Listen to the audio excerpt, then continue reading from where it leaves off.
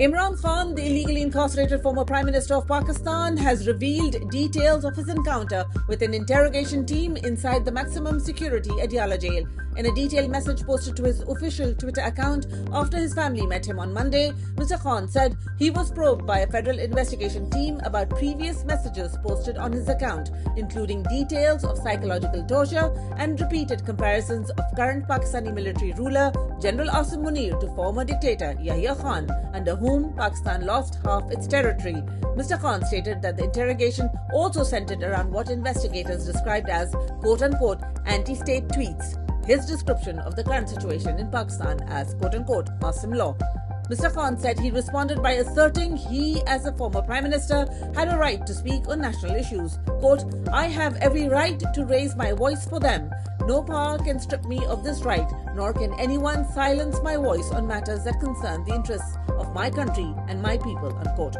Mr. Khan further stated that he explained that quote-unquote Asim law is the systematic dismantling of democracy, recounting his abduction by paramilitary rangers in May 2023 in the court premises, mass arrests of PTI workers, stolen mandate, and what he called the destruction of every national institution.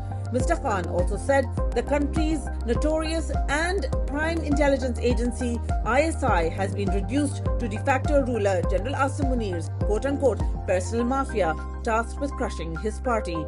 General Munir has kept Imran Khan incarcerated for over 2 years now. Pakistan Tehreek-e-Insaf, Pakistan's largest and popular political party, expressed concern of US President Trump's so-called Gaza Peace Plan. The party spokesperson and Member of Parliament Sheikh Waqas Akram said in a statement, quote, "PTI expresses its deep concern over the recently announced President Donald Trump's peace plan about Gaza, which seeks to determine the future of Palestine without ensuring the free will and consent of the Palestinian people.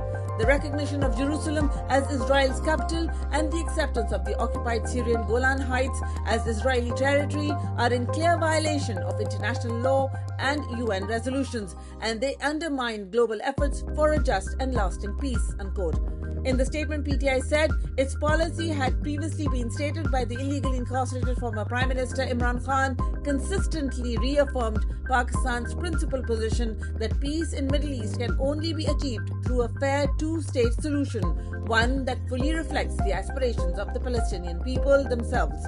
Quote, "Imran Khan has emphasized that Pakistan's stance is aligned with the United Nations resolutions and the internationally recognized position of pre-1967 borders. PTI reiterates its unwavering support for the Palestinian cause and stands by the demand for an independent and sovereign Palestinian state with Al-Quds al-Sharif, Jerusalem, as its capital, in line with the aspirations of the Palestinian people," unquote.